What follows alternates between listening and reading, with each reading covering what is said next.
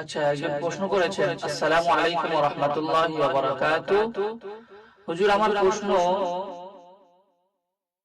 যখন জান্নাতীরা জান্নাতে যাবে, জান্নাতে খাবার তৈরি করে দেবে, অর্থাৎ রান্না বান্না করে দেবে। খুব সুন্দর একটি প্রশ্ন, খুব সুন্দর একটি প্রশ্ন যিনি প্রশ্ন করেছেন, জাযাকাল্লাহু খাইর। আমরা পৃথিবীতে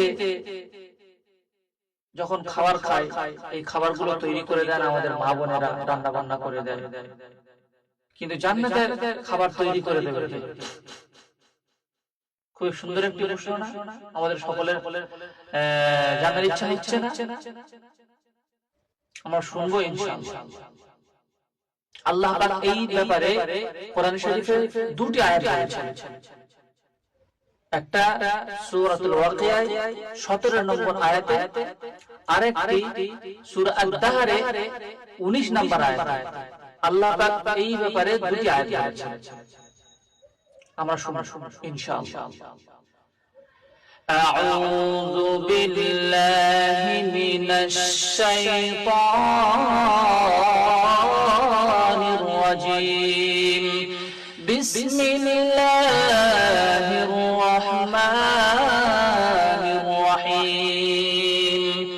ইয়াতুফু আলাইহিম গিলদানুন মুখাল্লাদুন। আল্লাহ পাক এক জায়গায় বলেন, ওয়া ইয়াতুফু আলাইহিম বিলদানুন মুখাল্লাদুন ইযা রাআইতাহুম হাসিবতাহুম লুলুআম মানসুরা।